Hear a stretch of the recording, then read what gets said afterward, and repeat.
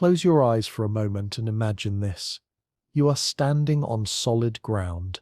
Beneath your feet, the earth feels permanent, dependable, unchanging. But what if I told you that this ground, this foundation upon which all of human civilization rests, is not solid at all? What if beneath the thin crust of rock and soil, there exists something else entirely, vast chambers stretching for miles in absolute darkness, underground rivers flowing through cathedral-sized caverns, and perhaps, just perhaps, entire cities built by hands we can no longer see, inhabited by civilizations that never saw the sun. For thousands of years, across every continent and culture, humanity has whispered about what lies below, not just caves or tunnels, but worlds. Complete civilizations thriving in the depths, lit by strange glowing stones or inner suns, populated by beings who chose or were forced to abandon the surface long ago. The Tibetan monks spoke of Agartha, a kingdom of advanced souls living in crystalline cities beneath the Himalayas. The ancient Greeks told of the underworld, not merely a realm of the dead, but a complete geography with rivers, fields, and palaces carved from living rock. Indigenous peoples from the Americas to Australia shared stories of emergence from below, of ancestors who climbed from the earth's womb into the harsh light of day. These are not mere myths, or rather, they are myths, but myths that refuse to die. Myths that have survived translation, colonization, and the harsh scrutiny of the scientific age. Myths that continue to capture our imagination even now, in this age of satellites and deep-sea submersibles, when we pride ourselves on having mapped every inch of the surface world. Good evening. This is Simply About Earth, where we explore the mysteries that hide in plain sight, the questions that linger, even after we think we have all the answers. Tonight, we descend, not metaphorically, but in our minds and our curiosity, down through layers of myth and geology, legend and scientific fact, to explore one of humanity's most enduring mysteries, the lost world of Agartha and the hollow spaces that lie beneath our feet.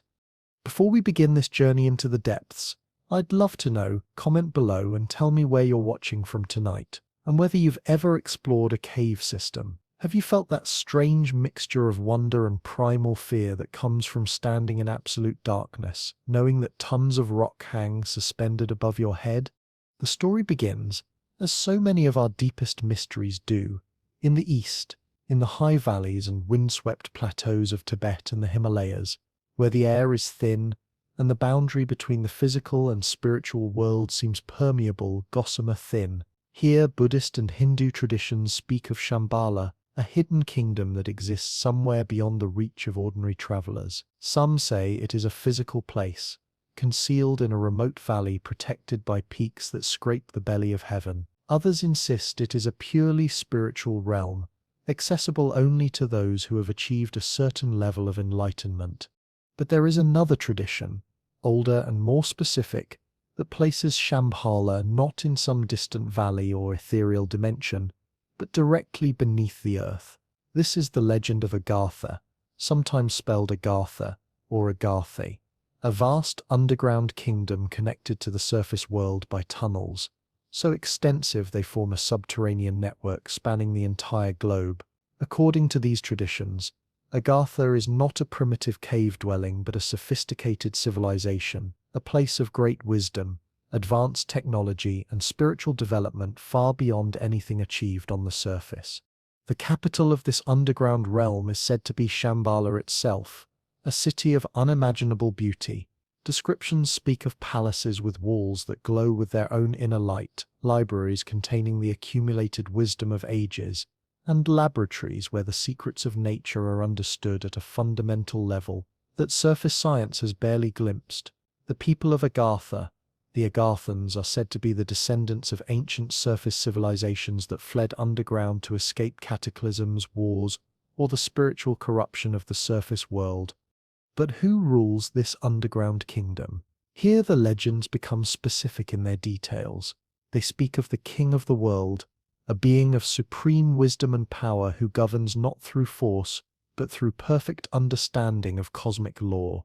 Some traditions describe him as an immortal or near-immortal being, a master who has lived for thousands of years, guiding the spiritual evolution not just of the underground kingdom, but of the entire planet. He is said to communicate with chosen surface dwellers through dreams, visions, or direct telepathic contact, subtly influencing the course of surface history to prevent humanity from destroying itself. This king of the world, sometimes called the Lord of Agartha, is attended by a council of enlightened beings, masters of various spiritual and scientific disciplines. They observe the surface world through unknown means, perhaps through psychic perception, or through technology we cannot comprehend, or through secret agents who move among surface populations undetected. When surface humanity approaches a critical threshold, the brink of nuclear war, the edge of environmental catastrophe, these masters intervene in subtle ways to guide us back from the precipice. It sounds like pure fantasy, doesn't it?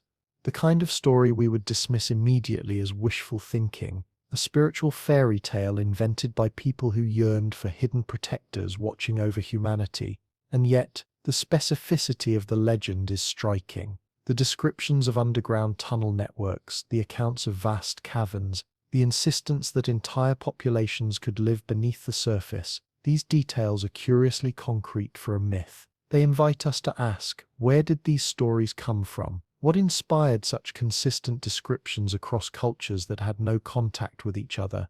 The legend of Agartha began to penetrate Western consciousness in the 19th century, that fascinating era when European explorers, occultists, and adventurers were rediscovering the mystical traditions of the East. But the Western imagination had already been prepared for such ideas, prepared by its own myths of underworld realms, and by a scientific theory that, as absurd as it sounds today, was once taken quite seriously by some of the greatest minds in history. This was the theory of the hollow Earth, the idea that our planet might not be a solid sphere but rather a hollow shell, possibly inhabited on its interior surface, has roots stretching back centuries. In 1692, the great astronomer Edmund Halley, yes, the same Halley for whom the comet is named, proposed that Earth consisted of a hollow shell about 500 miles thick, with two inner concentric shells and an innermost core. He suggested this model to explain anomalies in compass readings and variations in Earth's magnetic field. Halley even speculated that these inner shells might be luminous and possibly inhabited. Think about that for a moment. One of the most brilliant scientific minds of the 17th century, a man who calculated the orbit of a comet with such precision that we can predict its return centuries in advance, believed the Earth might be hollow. This wasn't mysticism or religious speculation. It was his attempt to explain observed phenomena with the scientific knowledge available at the time. The theory gained even more traction in the early 19th century through the work of John Cleves Symmes Jr., a former US Army officer who became obsessed with the idea of polar openings. In 1818, Symmes proposed that Earth was hollow and habitable within, accessible through large openings at both the North and South poles. He spent years petitioning Congress and private sponsors to fund an expedition to the North Pole, convinced that explorers would find an opening leading to a warm, fertile interior world. Symmes never got his expedition, but his ideas captured the popular imagination. His theory was taken seriously enough that Congress actually debated funding his polar expedition. It was narrowly defeated, but the fact that it was considered at all speaks to how plausible such ideas seemed in an era when the poles remained unmapped and mysterious. The 19th century also gave us perhaps the most influential literary treatment of underground worlds, Jules Verne's Journey to the Center of the Earth, published in 1864. In Verne's novel, explorers descend through an Icelandic volcano and discover vast caverns filled with prehistoric life, subterranean oceans, and passages that seem to stretch to the very core of the planet. While Verne presented his story as fiction, it was grounded in the geological knowledge of his time and fed into the growing fascination with what might lie beneath our feet. These weren't just idle speculations or entertainment. They reflected genuine questions about the structure of our planet, Before seismology gave us the ability to see inside Earth by measuring how earthquake waves travel through different materials, scientists had no direct way to know what lay beneath the thin layer of crust we had managed to drill or excavate. The interior of the Earth was, quite literally, more mysterious than the far side of the Moon. Into this mixture of scientific uncertainty and mystical tradition stepped a whole cast of characters who would shape the Agartha legend into its modern form. There was Ferdynand Ossendowski, a Polish explorer who claimed in his 1922 book Beasts, Men and Gods that during his travels in Mongolia, he heard lamas speak of the underground kingdom of Agartha and its king of the world. There was Nicholas Roerich, the Russian artist and mystic who led expeditions to Central Asia in the 1920s, searching for Shambhala and collecting legends of underground realms. And then, inevitably, there are the Nazis. The connection between the Third Reich and the search for Agartha is one of the most controversial and distorted aspects of this legend. Here we must tread carefully, separating documented history from post-war mythology. It is true that certain members of the Nazi leadership, particularly Heinrich Himmler and the occultist circle within the SS, were fascinated by esoteric traditions, including Tibetan Buddhism and theories about ancient Aryan civilizations. It is documented that the Nazis sent expeditions to Tibet in 1938–39, officially to study the Tibetan people's supposed connections to ancient Nordic races. However, the popular narrative that the Nazis were searching for entrances to Agartha or trying to contact the underground masters is largely a product of post-war sensationalism. There is no credible evidence that these expeditions were searching for physical entrances to underground kingdoms. The Nazi interest in Tibet was rooted in their twisted racial theories, not in a genuine search for Shambhala or Agartha. They were seeking evidence to support their fiction of Aryan supremacy, not mystical wisdom from underground civilizations. But the association stuck, and in the decades after World War II, the legend of Agartha became increasingly tangled with claims about Nazi expeditions, secret bases in Antarctica, and other conspiracy theories. This is unfortunate because it tends to overshadow the genuine mystery at the heart of the legend, the question of what actually lies beneath the surface of our planet, and why so many cultures independently developed myths of underground worlds. This brings us to one of the most controversial figures in the Agartha narrative, Admiral Richard E. Byrd, the American naval officer and polar explorer, whose expeditions to Antarctica in the 1920s, 30s, and 40s established him as one of the great explorers of the 20th century. According to his verified historical record, Byrd led several major Antarctic expeditions. In 1929, he became the first person to fly over the South Pole. During his later expeditions, he established research bases and explored vast swaths of the frozen continent. He was a genuine hero, decorated, respected, and celebrated for his contributions to polar exploration and scientific research. But then there are the legends, the unverified claims that have grown up around Byrd's expeditions like ice crystals around a speck of dust. The most persistent legend involves Byrd's supposed discovery of a warm green land beyond the South Pole during his 1947 expedition, Operation High Jump. According to these accounts, Byrd flew his plane past the pole and through a polar opening, emerging into the hollow interior of the Earth where he found mountains, forests, and even flying craft that escorted his plane. Some versions of the story claim he met with representatives of an underground civilization who warned him about nuclear weapons and humanity's destructive path. The source often cited for this story is Byrd's alleged secret diary, published decades after his death.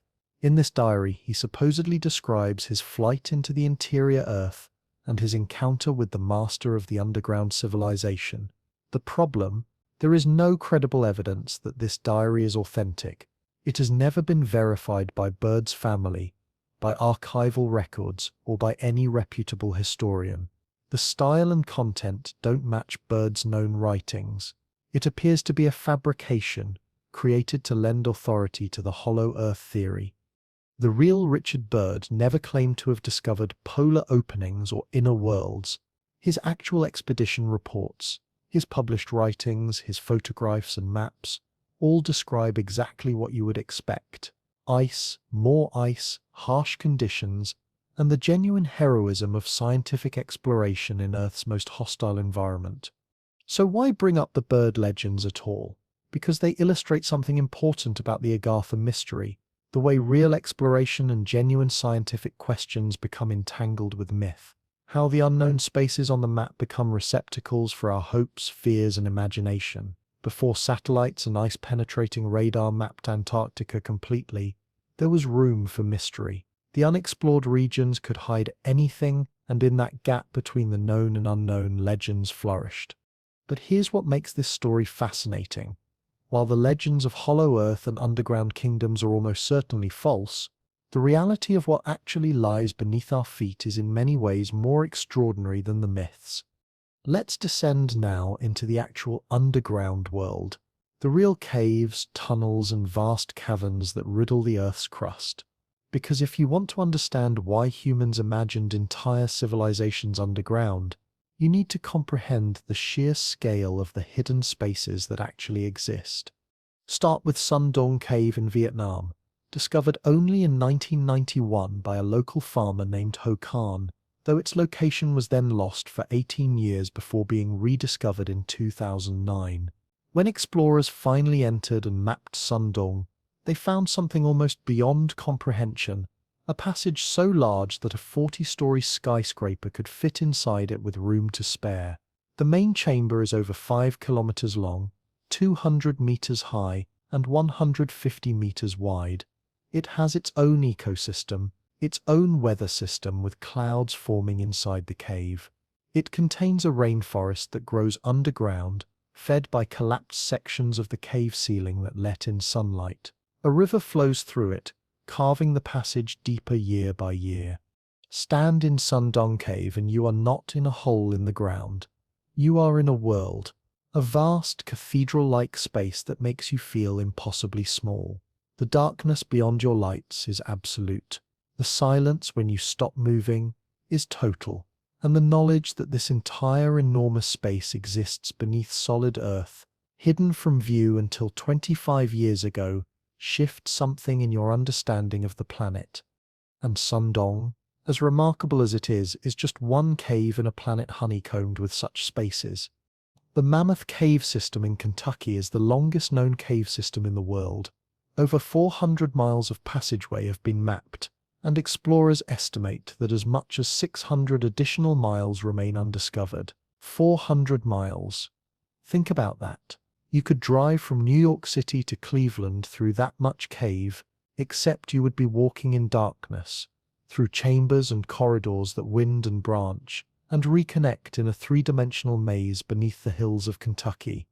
The system formed over millions of years as water dissolved the limestone bedrock, creating passages that range from crawl spaces where explorers must wriggle on their bellies through mud and water, to chambers like the Rotunda, a room 175 feet wide, where early 19th century miners established a saltpeter operation to support the War of 1812.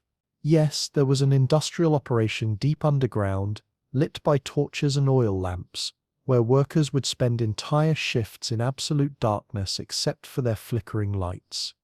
Or consider Krubera Cave in the Caucasus Mountains of Georgia, the deepest known cave in the world, plunging 7,208 feet below the surface. That's over 1.33 miles straight down into the earth. Reaching the bottom requires weeks of expedition, with teams establishing underground camps, hauling equipment through flooded passages and vertical shafts. The cave is so deep that it takes explorers through multiple geological layers, each with its own character and hazards. At the bottom, the pressure from the weight of rock above is immense. The darkness is absolute. The silence, except for the drip of water that carved these passages, is profound. The explorers who venture into Krubera describe something that goes beyond physical challenge. They speak of a psychological shift that happens when you descend past a certain depth, when you realize that you are more than a mile beneath the surface, that the route back to sunlight requires days of climbing through flooded sumps and vertical pitches. that a mistake here would be final.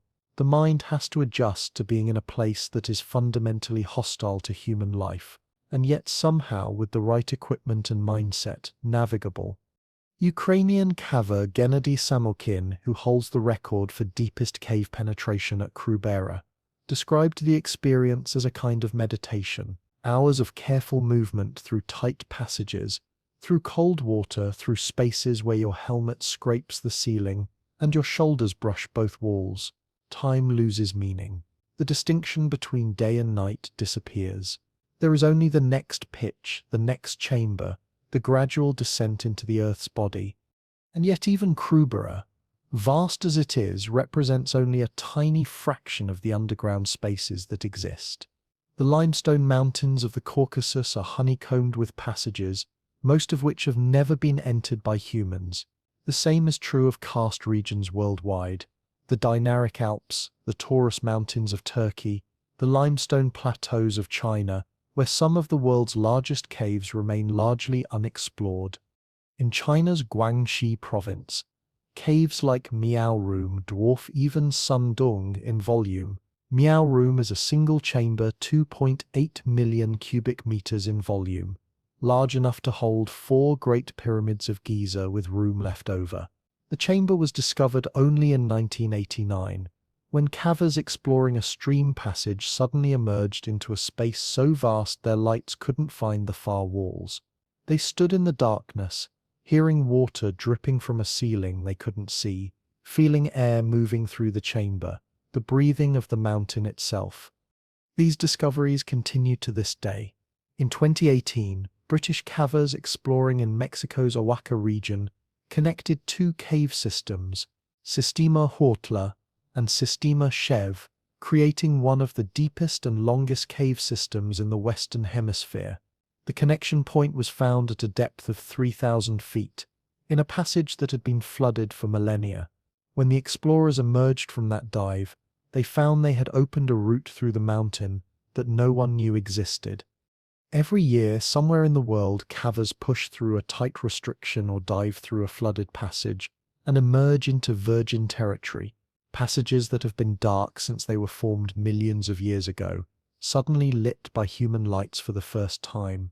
Formations, stalactites, stalagmites, flowstone draperies that grew undisturbed for epochs, suddenly observed by human eyes. What these explorations reveal is not just the physical geography of the underground world, but its sheer scale, the volume of void space in Earth's crust, caves, fractures, pore spaces in rock is staggering. Most of it is inaccessible to us. Most of it is too small for human entry, or filled with water, or located too deep to reach. But it's there, an intricate 3-dimensional network of emptiness winding through the solid earth. These are not small spaces or minor geological features. These are vast architectural structures created by water and time, and they exist largely unknown and unexplored. The National Speleological Society estimates that we have discovered and mapped less than 1% of the cave systems that exist on Earth. Think about that. 99% of the underground spaces on this planet remain unmapped, unexplored, unknown. Is it any wonder that humans imagined cities in such spaces? That we dreamed of civilizations adapting to this perpetual darkness, this absolute silence? But caves are not the only underground spaces. Humanity has also built extensively beneath the surface, and some of these constructed underground realms are so vast and sophisticated that they challenge our assumptions about ancient capabilities. If you're enjoying this journey into the depths, take a moment to like this video. Consider Derinkuyu in the Cappadocia region of Turkey. In 1963, a man renovating his basement knocked down a wall and found a room behind it, then another room, then a passage, then a tunnel that led to more passages, more rooms spiraling down into the earth. He had accidentally rediscovered Derinkuyu, an underground city that extends 18 stories beneath the surface, with over 600 entrances from the surface buildings above. This is not a cave. This is not a natural formation. This is a constructed city, carved from the soft volcanic rock, capable of housing 20,000 people, along with their livestock, food stores, and all the infrastructure needed for long-term survival. There are living quarters, stables, wine presses, chapels, schools, ventilation shafts that bring fresh air to the lowest levels, and an intricate system of tunnels connecting the various levels. Massive circular stone doors weighing up to 1,000 pounds each could be rolled into place to seal off passages from invaders. Who built Derinkuyu? When was it constructed? These questions remain partially unanswered. The site has been dated to various periods ranging from the 8th century BCE to the Byzantine era, but it's likely that the city was expanded and modified over many centuries by different populations. What we know for certain is that it was used as a refuge, a place where entire populations could retreat underground during invasions, staying below for weeks or months at a time. And Derinkuyu is not unique. The Cappadocia region contains at least 36 underground cities, some connected by tunnels that stretch for miles. These underground networks represent one of the most impressive engineering achievements of the ancient world, and they were forgotten, built over, and only rediscovered by accident in the modern era. If an 18-story underground city housing 20,000 people could be forgotten, if 36 such cities could be lost to history, what else might lie beneath our feet, unremembered? France has the underground city of Néraze, a subterranean complex with room for 3,000 people, complete with streets, squares, stables, and even a chapel, all carved from chalk beneath the sleepy village of Néraze in northern France. It was used as a refuge during invasions from the Middle Ages through World War I. During the Great War, soldiers carved graffiti into the walls, love letters, names of fallen comrades, messages to the future. These carvings are still there, preserved in the darkness. China has the underground city beneath Beijing, a vast network of tunnels built on Mao's orders in the 1970s as a nuclear shelter, capable of housing millions. It includes everything from schools to hospitals to weapons depots, all buried beneath the bustling streets of the capital. Across the world, in dozens of countries, humans have created underground cities, bunkers, storage facilities and shelters, some for war, some for storage, some for religious purposes, some simply because the space underground was available and useful.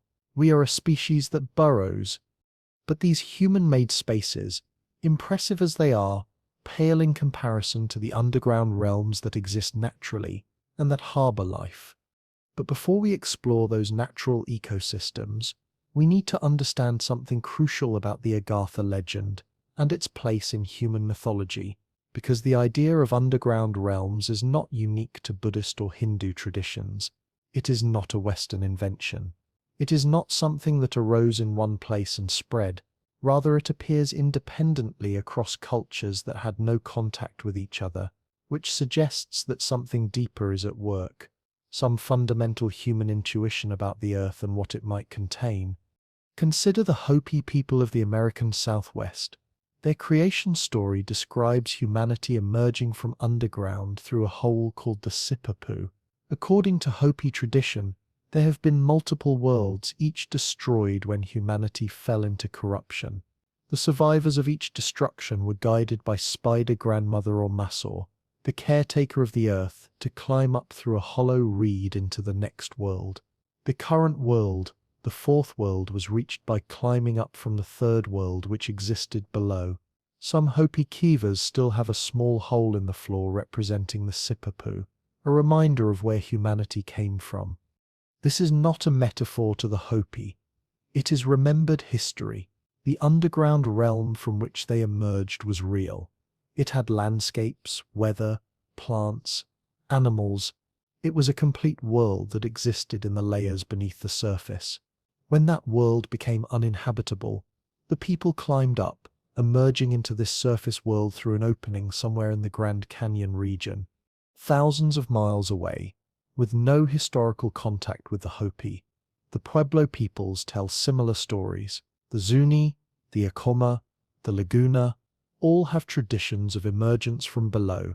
All describe multiple worlds stacked like layers, with humanity climbing upward through the levels, as each world in turn became uninhabitable or corrupt.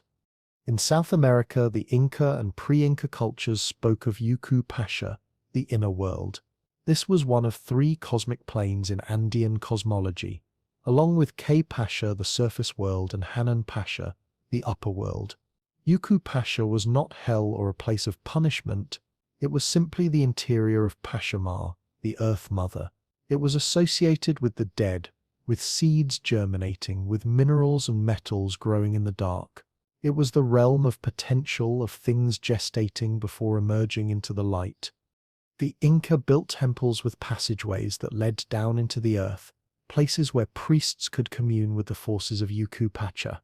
They understood that the underworld was not separate from the surface world but connected to it, part of a unified cosmos. What happened below affected what happened above. The dead went down, seeds went down, and from below came metals, gems, and the water that fed the springs. In Australia, Aboriginal traditions speak of the dream time, the time of creation, but also of underground spaces and tunnels connecting sacred sites.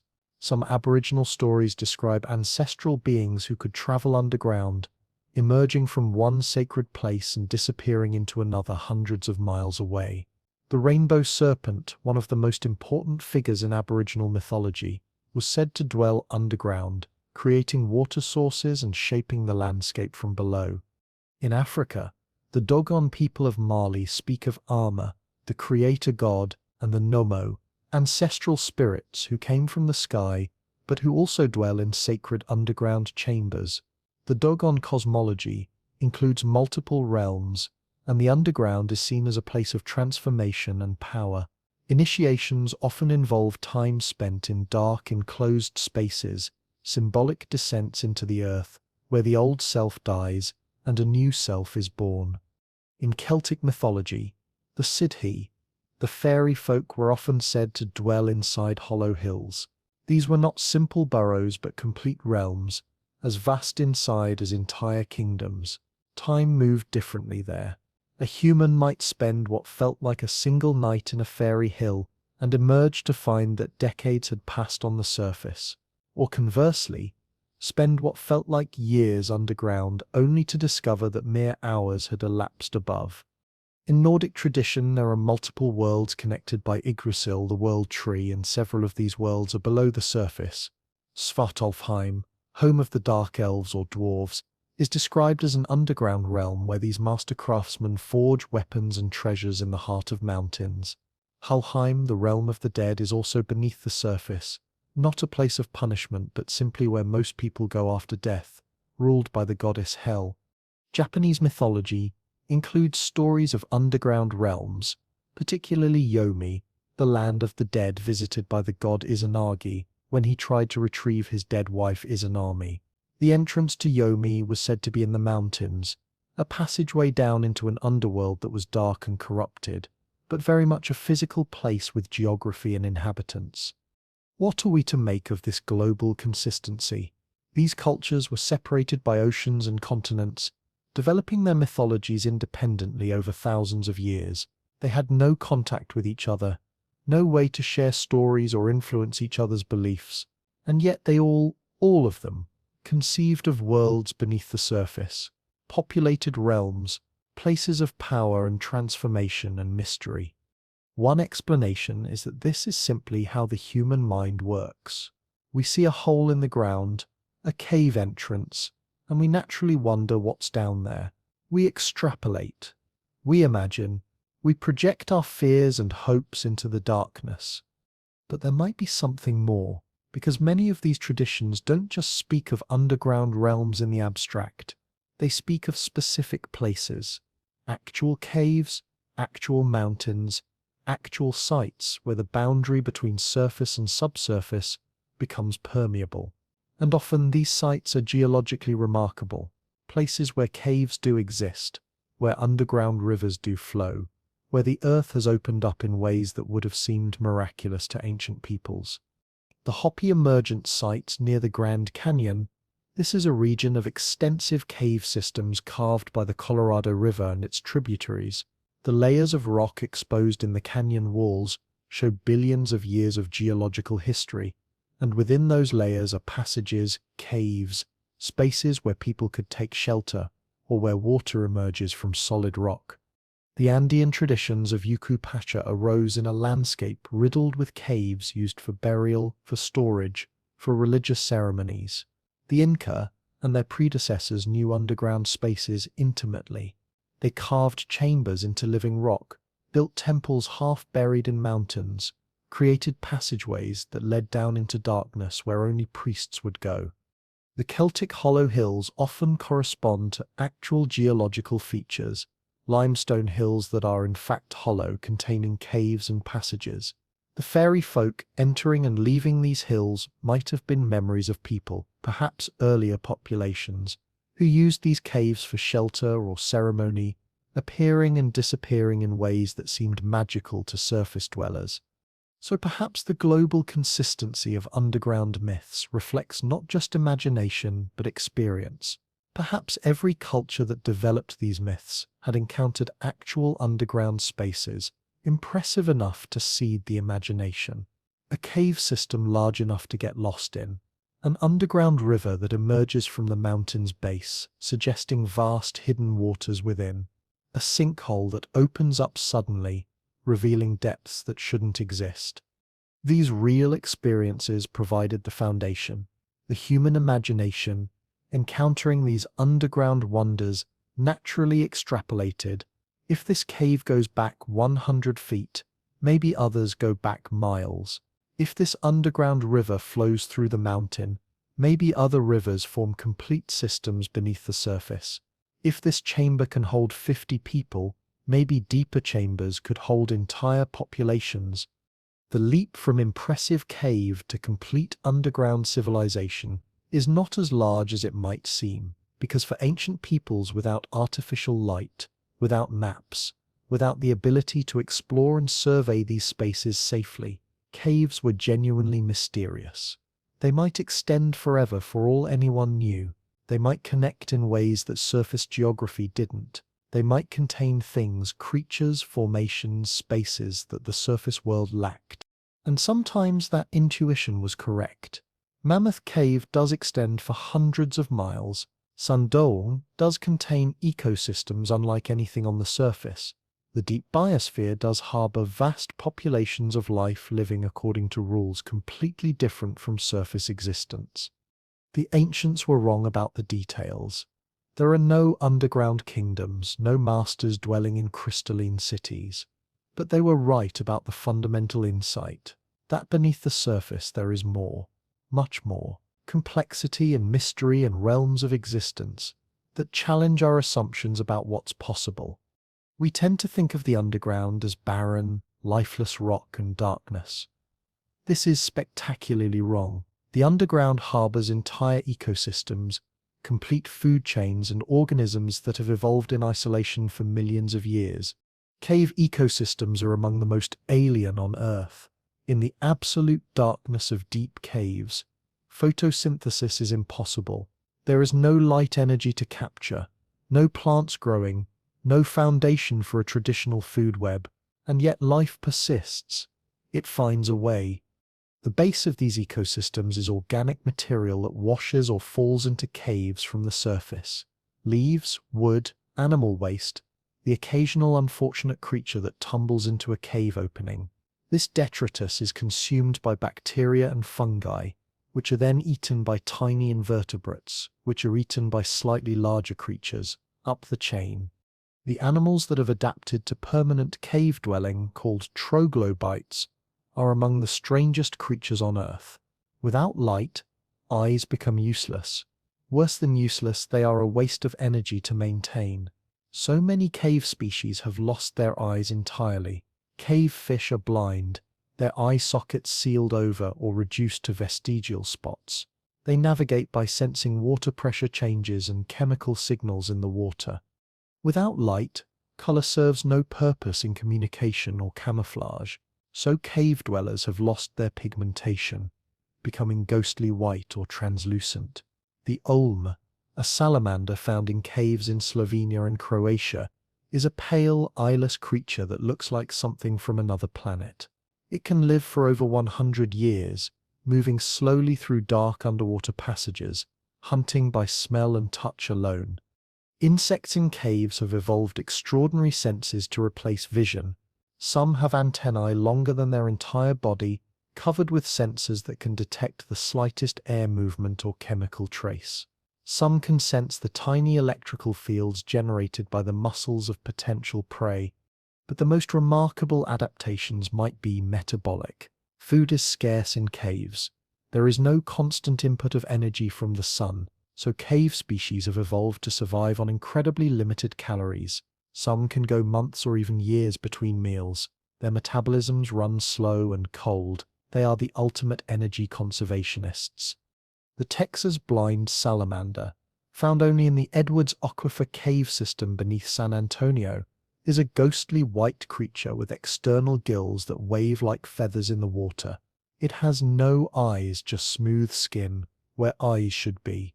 Its entire body is adapted for extreme sensitivity to water movement and chemical signals. A fish moving 20 feet away sends ripples that the salamander can detect and interpret. It knows the size of the fish, its direction of movement, whether it's prey or predator or simply another salamander.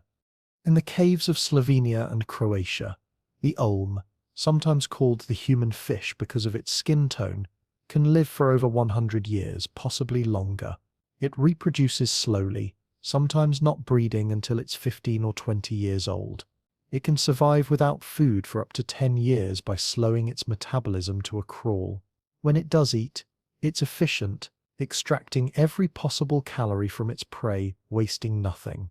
This creature, looking like something alien, is actually a sophisticated biological machine optimized for an environment where every resource must be used carefully. In Mammoth Cave, there are beetles that have been isolated in the cave system for so long, potentially millions of years, that they have evolved into distinct species found nowhere else on Earth. These beetles are pale, slow-moving, and incredibly delicate. They feed on fungus and bacterial mats growing on decaying organic matter. They navigate through complete darkness using long antennae that are twice the length of their bodies. Their entire sensory world is touch and chemical detection. Light means nothing to them. Color means nothing. They live in a universe of texture and scent. And then there are the cave crickets, found in caves worldwide. Unlike their surface cousins, cave crickets have extraordinarily long, delicate legs and antennae. They spend their lives in the twilight zone of caves, the area near the entrance where some light penetrates, but photosynthesis is impossible.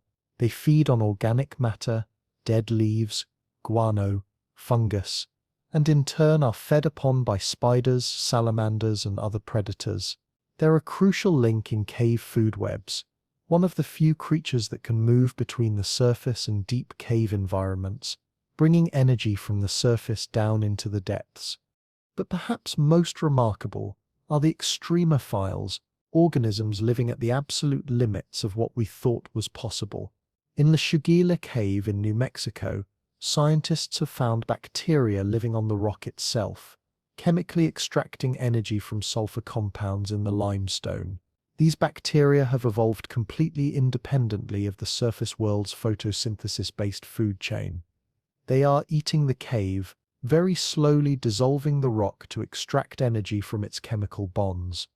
And it's not just small invertebrates and fish. In some caves, particularly in the tropics, entire ecosystems develop around bat colonies. The bats leave the cave each night to feed on the surface, then return and roost on the ceiling. Their guano falls to the cave floor in enormous quantities. In some caves, layers of guano pile up 50 feet deep. This guano becomes the foundation for an entire ecosystem. Beetles feed on the guano. Fungi decompose it. Millipedes and roaches process it. Spiders hunt the beetles. Salamanders hunt the spiders. A complete food web, all based on the daily rain of bat feces from above. In Deer Cave in Borneo, home to millions of wrinkle-lipped bats, the nightly exodus of bats leaving to feed is one of the natural world's great spectacles. For hours, bats pour out of the cave entrance in a thick, spiraling column that can be seen for miles. Below, on the cave floor, the guano pile, called a guano mountain, supports its own ecosystem. It generates heat as it decomposes, creating microclimates within the cave. It releases gases that alter the cave's chemistry. It's alive with creatures that have specialized to feed on this unusual resource. And in 2009, scientists exploring the Muval cave in Romania, sealed off from the outside atmosphere for 5.5 million years, found an entire ecosystem based not on photosynthesis, but on chemosynthesis. Bacteria in the cave consume hydrogen sulfide and other chemicals seeping from the earth, using their energy to produce organic compounds. These bacteria form the base of a food web that includes spiders, scorpions, water scorpions, leeches, and other predators, all living in a toxic atmosphere rich in hydrogen sulfide and carbon dioxide, with very little oxygen. This ecosystem has been evolving in isolation for millions of years, completely independent of the surface world. The species found in Muval Cave exist nowhere else. They have adapted to breathe air that would kill us in minutes.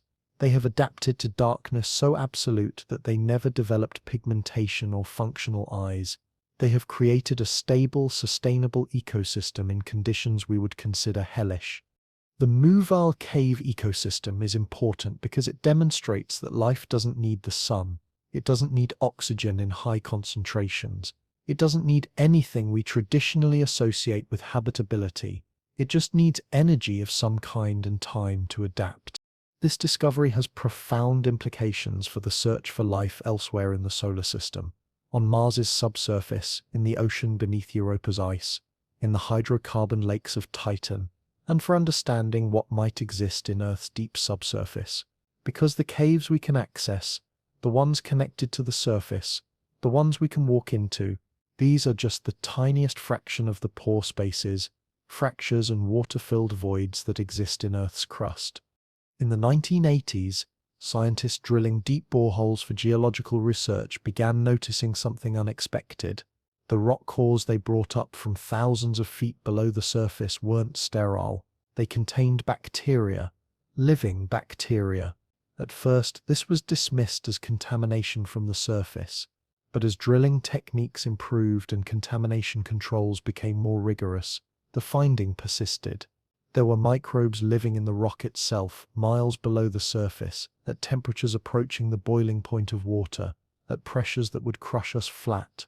Further research revealed that this was not an anomaly. The entire deep subsurface of our planet, down to depths of several miles at least, is inhabited. Scientists now call this realm the deep biosphere, and they estimate that the biomass of microbial life living underground may exceed all the biomass of life on Earth's surface. Think about that for a moment. The total weight of all plants, all animals, all microorganisms living on land and in the ocean. There might be more microbial life underground than all of that combined. These deep subsurface microbes are not dormant or barely surviving. They are active communities reproducing, evolving, competing for resources, cooperating in metabolic partnerships. Some reproduce incredibly slowly, one division every 1,000 years or more, but they are alive, contributing to geological processes, altering the chemistry of the rock around them, participating in planet-scale cycles of carbon and sulfur and nitrogen. They feed on hydrogen gas released by chemical reactions between rock and water. They feed on methane seeping up from deeper in the crust. They feed on organic material that percolated down from the surface millions of years ago. They have found ways to extract energy from almost any chemical gradient, any source of free energy in their environment. And they're everywhere. In the rocks beneath the continents, in the sediments beneath the ocean floor, in the cracks and fractures of the mid-ocean ridge system, even in the rocks being subducted at tectonic plate boundaries, being carried down into the mantle. Some microbes survive to depths of 10 miles or more before finally being destroyed by heat and pressure. This deep biosphere was only discovered in recent decades.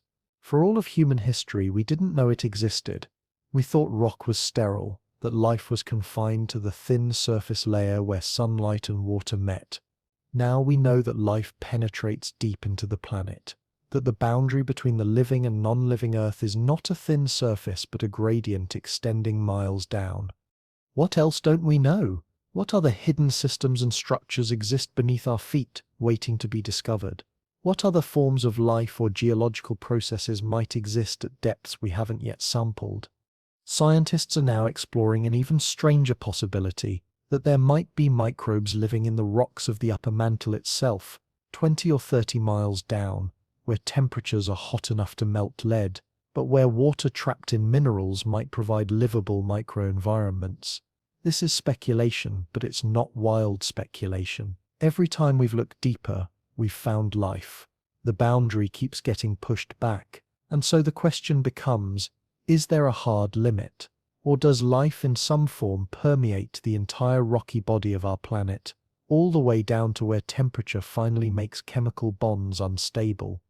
If someone from an ancient civilization had descended into deep caves and found eyeless fish, ghostly white salamanders, spiders adapted to darkness, walls covered with bacterial mats, entire ecosystems thriving in conditions that should be lifeless, they would have encountered an alien world, a world that could easily be interpreted as a separate realm, an underworld in the most literal sense, populated by creatures that seemed to belong to a different creation entirely.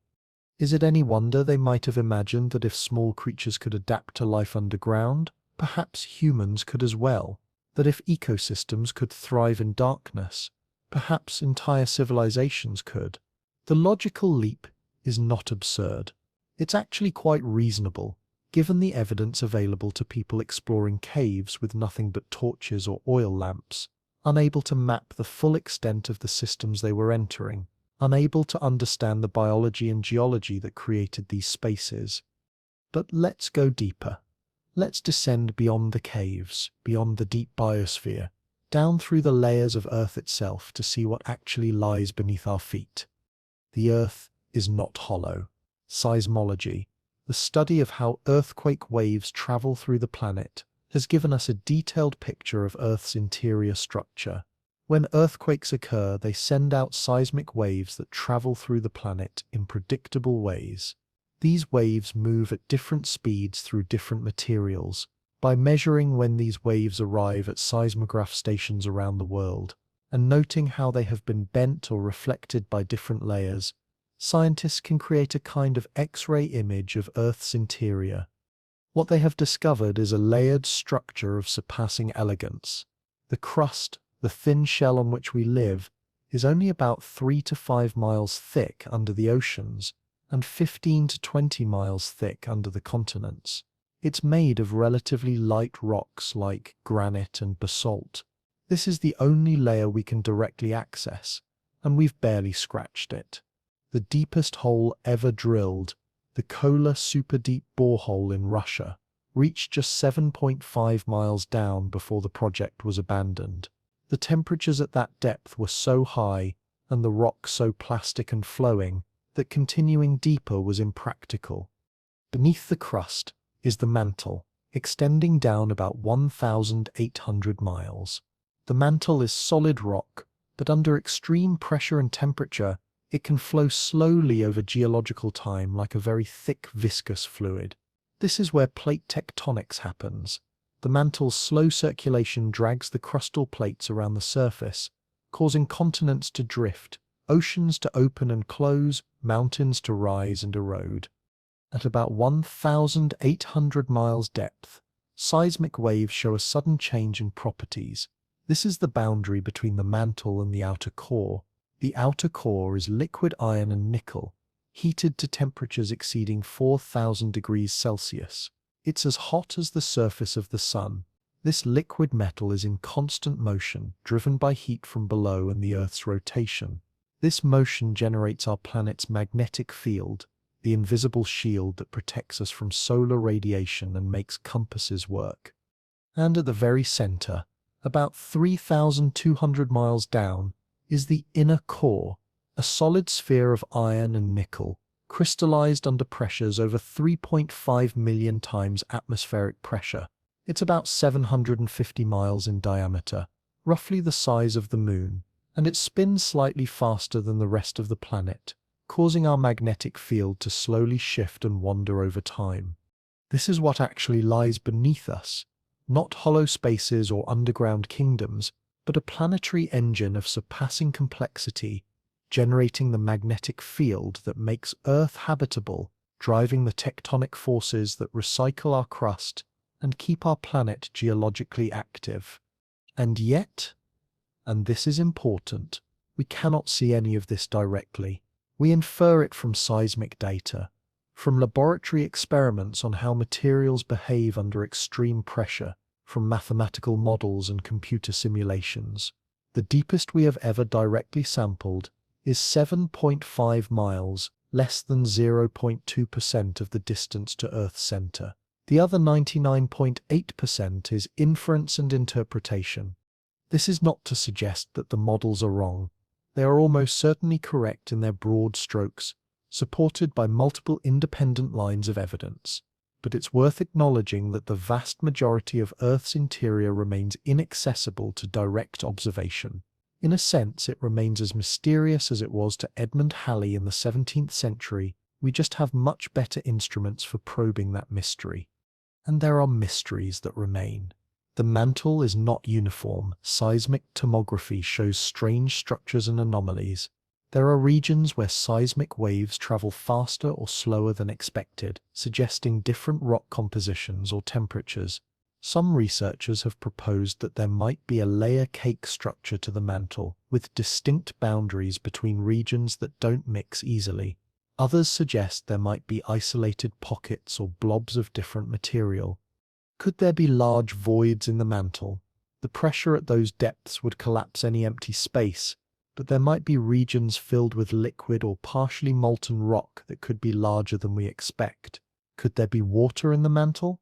Yes, in 2014, scientists discovered evidence of a massive reservoir of water locked up in a mineral called ringwoodite in the transition zone between the upper and lower mantle, at depths of 250 to 400 miles. This water isn't a liquid ocean, it's chemically bound in the crystal structure of the rock, but there might be as much water in the transition zone as exists in all of Earth's oceans combined. So the planet beneath our feet is stranger and more dynamic than the simple model of nested shells would suggest. It's a churning, convecting, partially molten, water-bearing, magnetically active system that we are only beginning to understand. But even this genuine complexity cannot support the idea of hollow spaces large enough for civilizations. The math simply doesn't work. If Earth were hollow, its gravitational field would be completely different. Orbiting satellites would follow different paths. The tides would behave differently. Most obviously, our own weight would be different. We can measure Earth's mass quite precisely by observing how it affects the motion of objects in orbit. And that mass is consistent only with a planet that's mostly solid, dense material. So Agartha, in the literal sense of a hollow world or vast subterranean civilizations living in kilometer-high caverns beneath the continents, almost certainly doesn't exist. The physics argues against it. The seismology argues against it. The lack of any credible evidence argues against it. And yet, the legend persists. Why? Perhaps because it serves a deeper psychological need. The underground represents the unconscious, the hidden, the repressed. It is the shadow side of existence, mysterious, potentially dangerous, but also possibly containing treasures or wisdom that the surface world has lost. Descending underground is a metaphor for inner exploration, for confronting what is buried within ourselves. Every culture has myths of journeys to the underworld. Orpheus descending to rescue Eurydice, Persephone abducted to Hades' realm, Inanna's descent to the underworld, Mayan heroes journeying through Sebulba. These are stories about confronting death, about transformation, about retrieving lost souls or wisdom. They are spiritual and psychological journeys mapped onto physical geography. The legend of Agartha might be understood in this context, not as a literal claim about geography, but as a symbol The wise masters living underground represent aspects of ourselves we have lost contact with: intuition, ancient wisdom, connection to the earth and to deeper rhythms of existence. The king of the world might represent the higher self, the part of us that observes and guides but doesn't impose. The journey to find Agartha might be the inward journey that every spiritual tradition recommends. This interpretation doesn't make the legend less meaningful, it makes it more so, because while there are no underground kingdoms beneath the Himalayas, there are depths within human consciousness that remain unexplored and mysterious. There are capacities for wisdom and compassion that most of us never fully develop. There are ways of being and knowing that ancient traditions preserved and that modern life often neglects. The search for Agartha might be, ultimately, the search for something we sense is missing in ourselves and our civilization. A sense of connection to the earth, to ancient wisdom, to a slower and more deliberate way of living. The masters of Agartha observing surface humanity with compassion and concern might be a projection of what we wish we could be: wise, measured, living in harmony rather than exploitation. And there is something else. Something about darkness and depth that calls to us, especially at night, especially when we're tired and seeking rest. Consider subscribing to Simply About Earth, where curiosity finds its quiet corner and wonder takes its time. Because here's a truth that gets overlooked in our brightly lit, constantly stimulated world: darkness is not the enemy. Darkness is where we rest. Darkness is where we dream. Darkness is the fertile void from which new growth emerges. We light our homes and streets so brightly that we've forgotten what real darkness feels like. But stand in a cave, far from the entrance, and turn off your light. That darkness is absolute. It's tangible. It presses against your eyes. And after the initial flash of fear passes, the primal panic that predators might lurk unseen, something else can emerge. A sense of peace, of being held, of returning to the womb. There's a reason humans imagine places of refuge and wisdom underground. The earth is our ultimate shelter. Throughout history, when danger threatened, people went underground into basements, bunkers, tunnels, caves. Underground is safety. Underground is where food is stored for winter. Underground is where the seeds wait, dormant but alive for spring. In meditation traditions, practitioners sometimes seek out caves for their practice. The darkness and silence of a cave removes all distraction. There is nothing to see, nothing to hear except the sound of your own breathing, your own heartbeat. In that profound quiet, the mind can settle in ways impossible on the bright, noisy surface. The deepest caves are the quietest places on earth. In Mammoth Cave, in Sundong, in the unmapped passages beneath the Himalayas, the silence is so complete that you can hear your own blood moving through your veins. That silence is not emptiness. It's fullness. It's the sound of the earth itself, patient and ancient and ongoing. Maybe that's what the Agartha legend is really about. Not a physical kingdom, but a state of being, a place of inner quiet, inner wisdom that exists beneath the surface chatter of our daily thoughts. A place we can only find by descending, by letting go of the bright surface world and dropping down into darkness. The masters of Agartha would know this. They would understand that wisdom comes not from having more information, more stimulation, more brightness, but from going deeper into quiet, from spending time in the dark and learning to see with different eyes. This is the mystery of the deep places, that in the absence of light, other senses awaken, that in the absence of noise we can hear subtler frequencies, that in the letting go of the surface world's demands, we can find something essential we had lost without knowing it. The cave creatures understand this. Eyeless and colorless, they navigate their world perfectly through sensitivity to water pressure, to chemical traces, to the faintest vibrations. They show us that one way of sensing can be replaced by another, that the loss of one thing opens up different possibilities. What would it be like to live like an Agarthan, not in a literal underground city, but in that state of being the legend represents? It would mean learning to be comfortable with darkness, learning to move more slowly, more deliberately, learning to sense what's happening beneath the surface of things, to pay attention to the subtle currents that bright lights and loud noises obscure. It would mean recognizing that we live on a thin shell above vast depths, that 99% of our planet's volume is beyond our direct reach, that the ground beneath our feet goes down and down and down, thousands of miles, through layers of increasing heat and pressure, until rock behaves like liquid and iron crystallizes in forms that don't exist on the surface. We are surface dwellers clinging to the thin interface between rock and sky, but we are also creatures of depth. We carry oceans of salt water in our veins, the memory of our origin in the sea. We carry ancient caves in the hollows of our bones. We carry darkness in the pupils of our eyes, that black opening through which light enters but which is itself dark, is itself a small cave in the center of vision. The Agartha legend reminds us that depth is always present, always accessible, that beneath the surface of things, of the land, of situations, of our own consciousness, there are layers upon layers of hidden structure and meaning. That wisdom often lies buried, waiting to be excavated like Derinkuyu, forgotten but not gone. Explorers continue to discover new caves every year. They rappel into pits in jungle floors and find passages that have been sealed for millions of years. They dive through underwater passages in limestone karst and emerge in air-filled chambers no human has ever seen.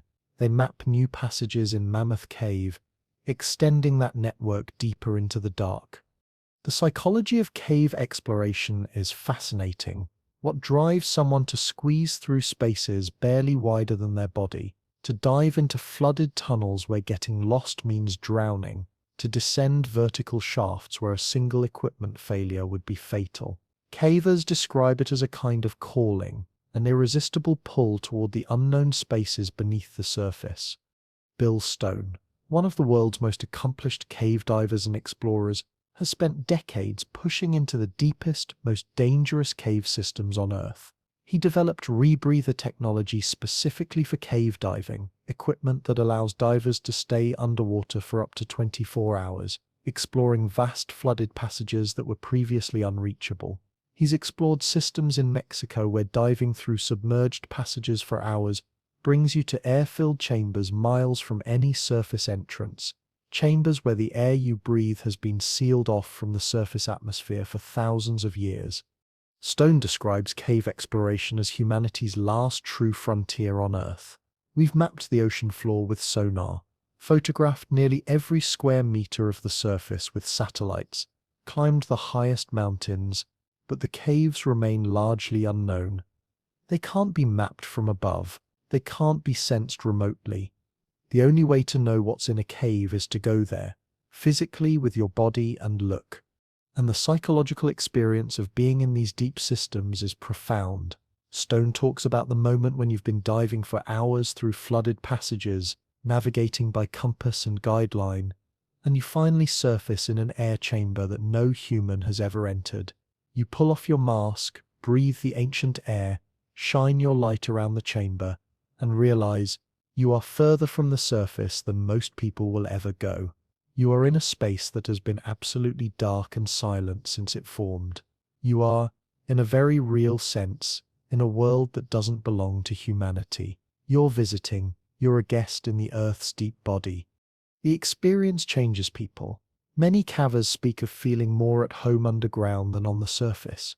They describe the peace that comes from being disconnected from the noise and demands of modern life. Underground, your phone doesn't work. Your email can't reach you. There is only the cave, the darkness, your breathing, and the team you're with. Everything simplifies. Survival becomes clear. Manage your light, your air, your warmth, your route. Nothing else matters. The Croatian caver Sasha Shtefanov, who has explored deep systems in the Dinaric Alps, describes it as a form of meditation. The hours of careful movement through passages, the focus required to navigate safely, the absolute darkness beyond your light, all of this quiets the mind. Surface concerns fade. You become completely present, completely aware of your body and your environment. One mistake, one lapse in attention could be deadly. So you pay attention. You move with intention. You become, in a sense, very alive by being very close to the possibility of death. And sometimes, explorers encounter things that shake them. Emily Davis Mobley, who explores caves in the American Southeast, tells of entering a cave in Tennessee where previous explorers had reported strange acoustic phenomena. As her team moved deeper into the system, they began hearing sounds, low-frequency rumbles that seemed to come from the rock itself. At first, they thought it might be traffic from the highway above or aircraft passing over, but the sounds had patterns, almost like breathing or heartbeat, rhythmic, organic. Later analysis suggested these were infrasound waves, sound below the range of human hearing, possibly generated by water moving through unseen passages, or by the cave itself responding to barometric pressure changes on the surface. Infrasound can create feelings of unease, fear, even visual hallucinations. It affects the human nervous system in ways we don't fully understand. Could this phenomenon explain some of the eerie feelings people report in deep caves? The sense of being watched, the feeling that the cave itself is somehow alive. Whether physical phenomena or psychological response, cavers consistently report that deep caves feel different. There's a presence, an atmosphere, that's hard to articulate but unmistakable. It's not necessarily frightening, but it commands respect. The cave is not hostile, but it's also not welcoming. It simply is. Ancient, patient, indifferent to human presence. Indigenous peoples who used caves for ceremony understood this. The Mayan people built temples at cave entrances and conducted rituals deep underground. They saw caves as mouths of the earth, openings to Izabolba, the underworld, places where the boundary between the living world and the death realm was thin. Archaeological evidence shows they carried offerings deep into cave systems, sometimes placing them in the most inaccessible locations, chambers that required difficult climbs or passages through tight restrictions to reach. Why put offerings in such difficult locations? Perhaps because the difficulty was the point. The journey into the cave, the passage through darkness and confined spaces, was itself a spiritual practice, a descent into the underworld that required courage, endurance, and faith. The act of penetrating to the cave's heart and placing an offering there, this was a powerful ritual act, a communication with the forces dwelling in the deep places. Modern cavers, even those with no spiritual inclination, often find themselves affected by these deep spaces. There's something about being surrounded by millions of tons of rock, about breathing air that has been still for centuries, about touching stone that has been dark since before humans evolved, something that makes you feel your own temporariness, your own smallness, and paradoxically also your connection to deep time, to the ancient processes that shaped this planet. Some cavers report moments of profound insight or clarity in deep caves, periods where time seems to suspend, where the mind becomes very quiet and very clear. Whether this is oxygen deprivation, sensory deprivation, or something else is debatable, but the experiences are real and consistently reported. The cave becomes a kind of monastery, a place where the ordinary mind falls away and something deeper emerges.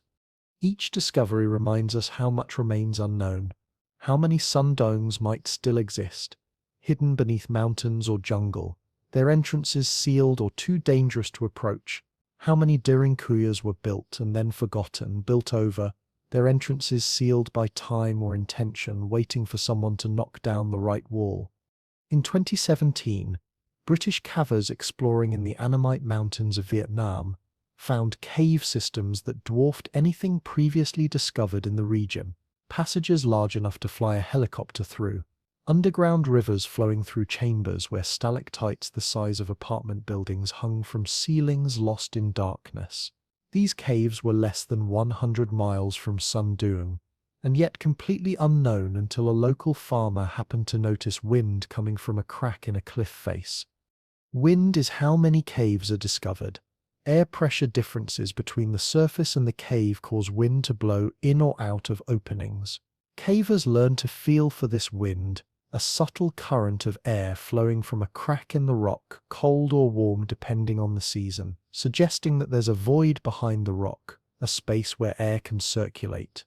Following these air currents has led to some of the most significant cave discoveries. In 2004, American cavers in Mexico's Oaxaca region felt air blowing from a small opening high on a cliff face.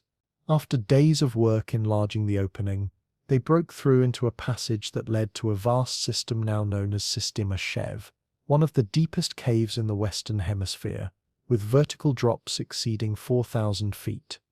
The entrance was always there. The cave was always there. But until someone noticed the wind, stopped to investigate, and committed to the difficult work of breaking through, it remained unknown. A secret held in the mountain. How many more secrets remain? How many caves exist that we will never find because their entrances are underwater, or collapsed, or simply too remote and too subtle to detect? The deep biosphere, that vast realm of microbial life in the rock itself, was only discovered in recent decades. For all of human history, we didn't know it existed. Now we know it's there, teeming with life, processing chemicals, affecting the planet's geochemistry. What else don't we know? What other hidden systems and structures exist beneath our feet, waiting to be discovered? The ocean trenches are deeper than any cave, deeper than the deepest mine. The Mariana Trench plunges 7 miles down, deeper than Mount Everest is tall. We visited the bottom only a handful of times. It's dark down there, crushingly pressured, cold and yet alive. Strange fish with transparent heads, amphipods the size of dinner plates, worms and crustaceans, adapted to life at the edge of what's physically possible. The trench itself is a wound in the earth where one tectonic plate dives beneath another, dragging seabed and all its life down into the mantle.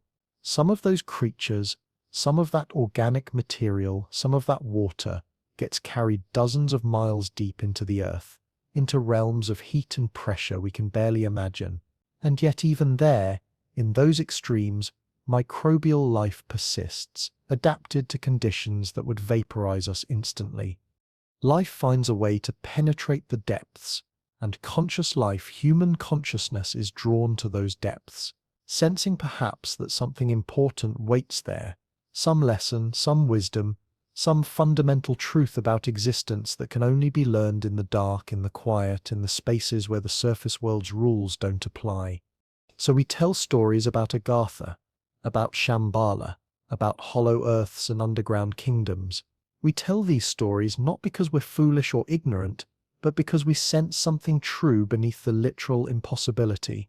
We sense that there are hidden dimensions to existence, that the world is stranger and more layered than it appears, that wisdom often lies buried and must be sought in dark places. The king of the world is not a literal monarch sitting on a throne beneath Tibet, but the principle the legend points to, that there might be deeper levels of wisdom and understanding that guide and protect, that observe the surface world's chaos with compassion and patience. This is not absurd. This is a valid intuition about the structure of consciousness and reality. Because consciousness itself is layered. We have surface thoughts, the constant chatter of the thinking mind, the shopping lists and worries and plans, and beneath that we have deeper currents, emotions, intuitions, the processing that happens in dreams, the insights that emerge from quiet contemplation. Deeper still, there are the structures that hold us together, the autonomous functions that keep heart beating and lungs breathing, the immune system identifying threats, the cellular machinery repairing and rebuilding. And perhaps deeper still, levels of consciousness we don't fully understand. The mystics and contemplatives report experiences of touching something vast, something wise, something that feels like coming home after a long journey. They describe it with words that sound like the Agartha legend, a place of light and wisdom, of safety and peace, that exists within but also beyond the individual self. This inner Agartha is accessible not by digging through rock, but by descending through layers of consciousness, by sitting in darkness, literal or metaphorical, until the surface chatter settles, by breathing slowly and feeling the weight of the body, solid and earthen, by acknowledging the depths beneath the surface of awareness. You can do this right now if you wish. Feel the weight of your body, wherever you're lying or sitting. Feel how it's supported by something beneath it. A bed, a chair, the floor, and beneath that, more structure, the frame of the building, the foundation, the soil, and beneath that, rock. Layer after layer after layer of rock, getting denser and hotter the deeper you imagine going.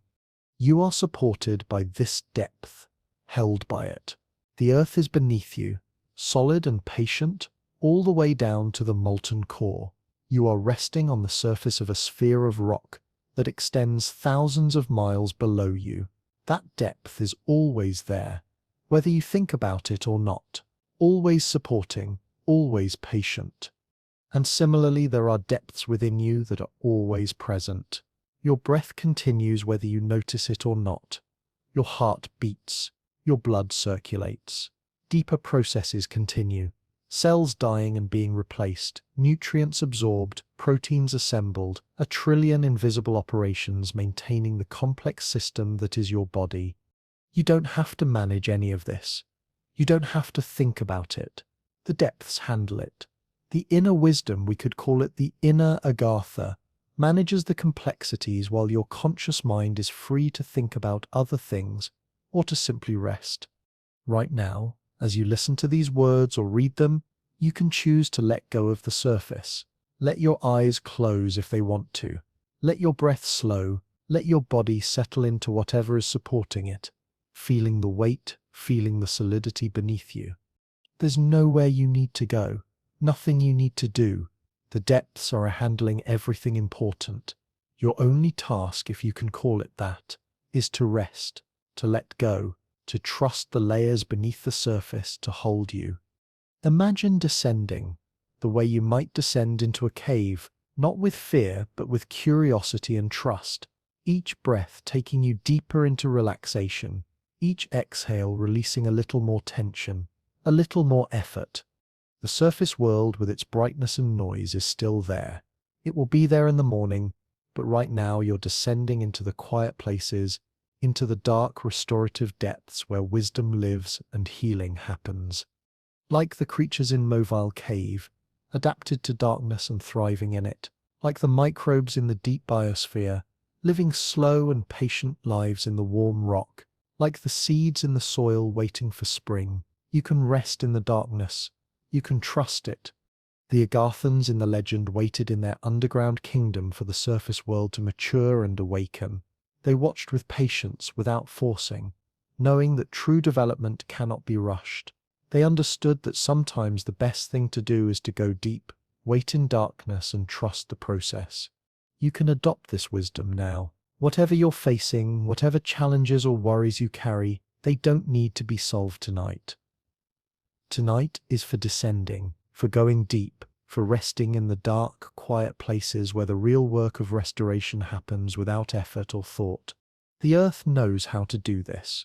It has been doing this for billions of years, cycling material through its depths, transforming rock into magma and magma back into rock, patient and thorough and endlessly renewing. You are part of this earth, made of its material, subject to its rhythms, and you carry within you the same capacity for depth, for patience, for the slow transformations that happen in darkness. So let yourself descend now, into sleep, into dreams, into the restorative darkness that is not empty but full, full of healing, of processing, of the quiet work that conscious effort cannot accomplish. The masters of Agartha are not beings in a physical place. They are principles, patience, wisdom, trust in deeper processes, the willingness to wait in darkness for the right time to emerge.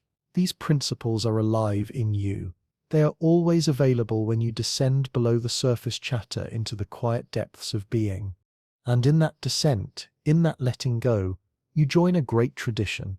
Every creature that has ever taken shelter underground, every seed that has waited in dark soil, every human who has sought cave or shelter, or the simple darkness of closed eyes and sleep. This is the real mystery of Agartha. Not a place, but a practice.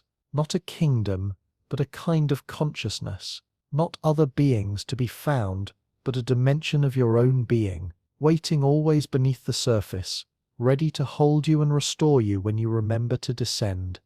The journey to the center of the earth is not measured in miles, but in letting go, not through rock, but through resistance. Not into physical space, but into the spacious awareness that holds all experience, even darkness, even unknowing, with perfect equanimity.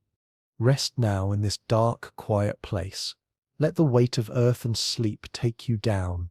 Gently, the way water seeps through limestone, patient and sure, finding its way to the deepest chambers where stillness lives and clarity is born. The legends were pointing to this truth all along, that beneath the surface, in the depths, wisdom waits, not to be conquered or claimed, but to be allowed, experienced, trusted. You have descended now. You are in the deep place, the quiet place, the place where restoration happens without effort. Let yourself rest here as long as you need. The surface world will keep turning. The earth will keep spinning on its axis, its core generating the magnetic field that shields all life. The mantle will keep its slow circulation, moving continents at the pace of growing fingernails. The caves will continue their patient work of being carved by water and time. And you will rest in the depths, held by something vast and ancient and good. This is the gift of going underground, of descending into darkness, of trusting what lies beneath. Sleep now, knowing you are supported by layers upon layers of structure and wisdom. Sleep knowing the depths are kind. Sleep knowing that in darkness, in silence, in the letting go of effort, the real work happens. The earth holds you. The depths restore you.